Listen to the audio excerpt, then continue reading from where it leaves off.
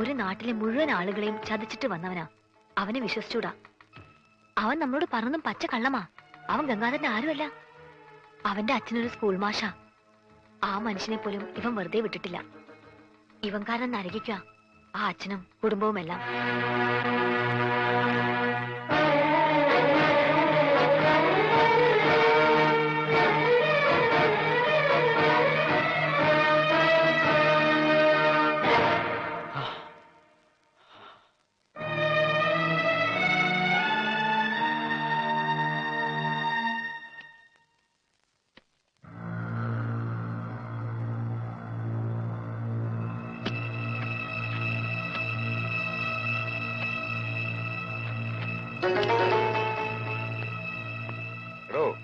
നമുക്ക് ഈ പണം 5 മണിക്ക് മുമ്പ് റാവുത്തറിഞ്ഞിന്റെ കയ്യിലെത്തിക്കണം. ഇല്ലെങ്കിൽ നാളെ നമ്മുടെ ട്രാവൽസിനോടുന്ന വണ്ടികൾക്കൊന്നും പെർമിറ്റ് ഉണ്ടാവില്ല. അല്ല, ഞാനിത് ആരോടാ പറയണേ?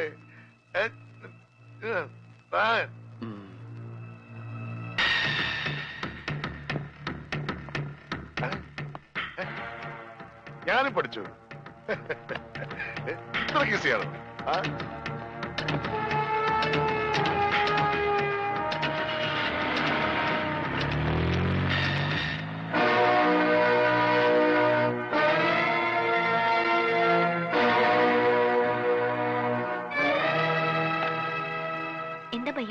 ചാച്ചാജി ഇതുവരെ എത്തിയില്ല.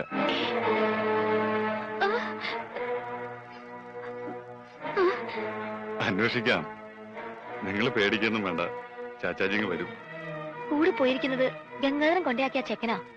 ഇത്രയും പണവും ഉണ്ട്. അവൻ എന്തെങ്കിലും അവനെ കുറിച്ച് അങ്ങനെ ഒന്നും സംശയിക്കണ്ട. അവൻ ചതിക്കും. ചതിയനവൻ പണത്തിന് വേണ്ടി എന്തും ചെയ്യും. എനിക്കറിയാം. അതുകൊണ്ടാ പറയുന്നത്. വേഗം എന്തെങ്കിലും ചെയ്യണം.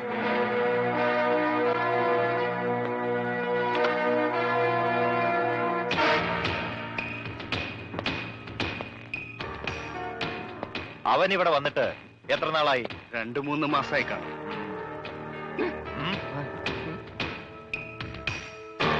ഇവിടുന്ന് പോയതിനു ശേഷം മനീന്ദർ സിംഗ് ഫോൺ ചെയ്യോ മറ്റോ? ഇല്ല. തിരക്കാവുന്നിടത്തൊക്കെ തിരക്കി. ഇതുവരെ ഒരു വിവരവും ഇല്ല.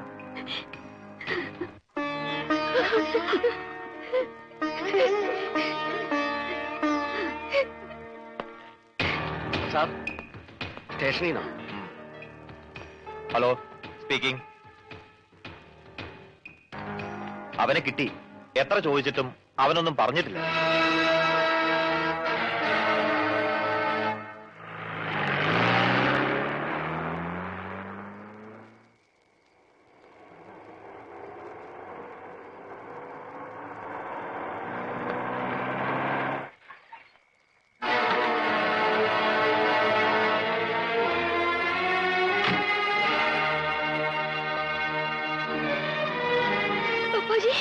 എനിക്കൊന്നുമില്ല.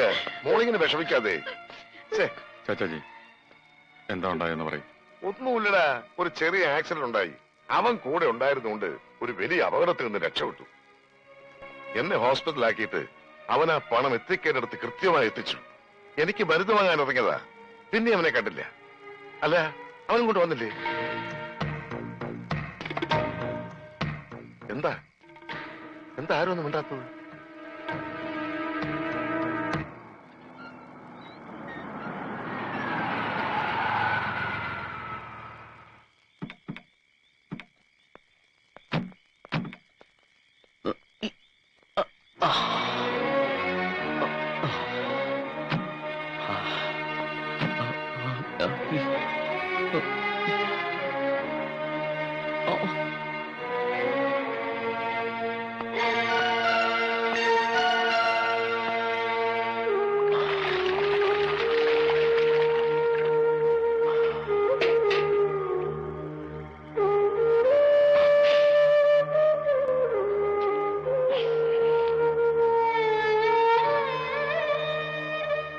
അത് കാണാതായപ്പോ ഞങ്ങൾ വിചാരിച്ചു കട്ടിട്ട് പോയി കളഞ്ഞു എന്നല്ലേ.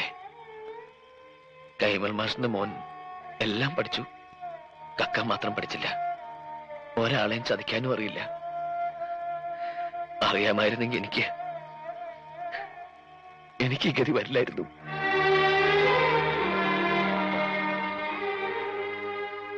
എന്റെ വീടിന് എല്ലാവരും ചേർന്ന് തീ വെക്കും മുമ്പ് എനിക്ക് അവിടെ എത്തിയേ പറ്റൂ. ഒറ്റയ്ക്ക് പോവാനും പറ്റില്ല, ആരെങ്കിലും കൊണ്ട് എത്തിക്കണം. ജീവനോടെ ഞാനവിടെ ചെന്നിട്ടൊരു കാര്യമില്ലേ. ഇൻഷുറൻസ് തുക കിട്ടണമെങ്കിൽ എന്റെ ശവം അവിടെ കിട്ടണം. ഇതൊരു രണ്ടാം ജന്മമായിരുന്നു. ഒന്നും കേൾക്കാത്തവനായി, ഒന്നും സംസാരിക്കാത്തവനായി. ഇനി ഇതും തുടരാൻ കഴിയില്ല.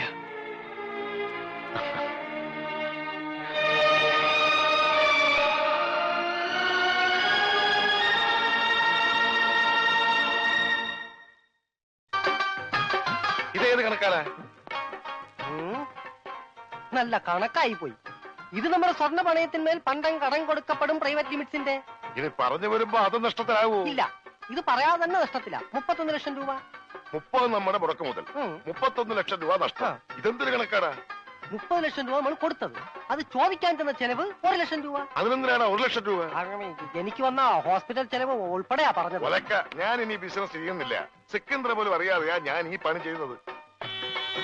അത് സാരമില്ല, സിക്കന്ദറിനെ ഞങ്ങൾ അറിയിച്ചോളാം.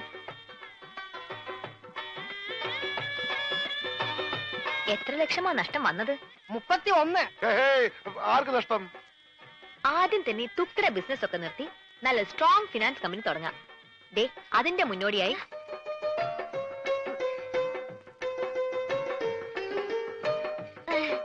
അത് കൊള്ളാം. ആദ്യ ബിസിനസ് അവള് തന്നെ ഇനോഗ്രേറ്റ് ചെയ്യാമെന്ന്. കൊള്ളാം. സിക്കന്ദ്രിൽ നിന്നും രക്ഷപ്പെടുകയും ചെയ്യാം.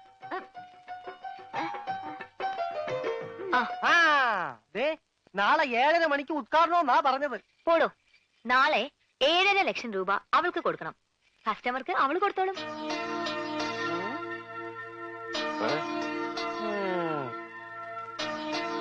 മുതലും പലിശയും ഇവള് തന്നെ തിരിച്ചു തരും.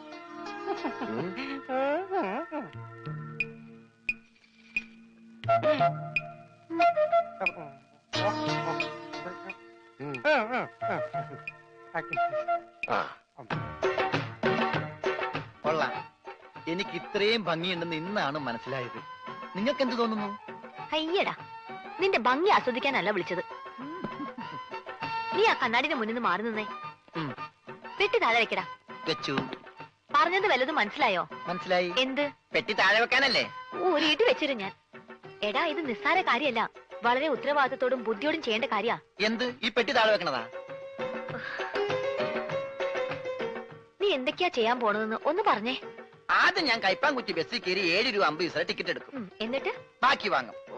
എന്നിട്ട് ഞാൻ കൈപ്പാങ്കുറ്റി സ്റ്റോപ്പിൽ ഇറങ്ങി മൈക്കിൾ മാഷിന്റെ വീട് ഏതാന്ന് ചോദിക്കും. മൈക്കിളല്ല, കൈമൾ മാഷ്. ആ, കൈമൾ മാഷ്. ബാക്കി ഞാൻ അതെന്താ? അതൊക്കെ ഞാൻ കള്ളാസിൽ എഴുതി പോക്കറ്റിൽ വെച്ചിട്ടുണ്ട്. കൈമൾ മാഷിന്റെ മകന്റെ പേരെന്താ? കൈമൾ മാഷ? മകന്റെ പേര്? ആ, മരിച്ചുപോയ ഉണ്ണി. മരിച്ചു പോയിന്ന് എടുത്ത് പറയണ്ട, ഉണ്ണീന്ന് പറഞ്ഞാ മതി. മതി. അപ്പൊ നീ ആരാ? രമണൻ. സോറി, മരിച്ചുപോയ ഉണ്ണിയുടെ ക്ലോസ് ആയ ഫ്രണ്ട്. Close friend? ആ, അത് തന്നെ. അല്ല, ഒരു സംശയം ചോദിച്ചോട്ടെ, ആരായി ഉണ്ണി? ഈ ഉണ്ണിയെ കണ്ട എങ്ങനെ ഇരിക്കും? അല്ല, പോണ വഴിക്കെങ്ങാനും കണ്ടുകഴിഞ്ഞാ പിന്നെ അവിടം വരെ പോവാതെ അഡ്ജസ്റ്റ് ചെയ്തിട്ട്. ഓ, നിനക്കൊന്ന് പോവാൻ പറ്റുമോ? അല്ല, വേറൊരു സംശയം. ഞാൻ തന്നെ പോണോ? ഞാൻ തന്നെ പോവാല്ലേ? ഞാൻ തന്നെ പോവാം. എടാ പെട്ടി. ഓ, ഈ പെട്ടിക്ക് ഭയങ്കര മറവിയാ. എവിടെയെങ്കിലും വെച്ച് അവിടെ ഇരിക്കും. ഞാൻ തന്നെ പോകാം.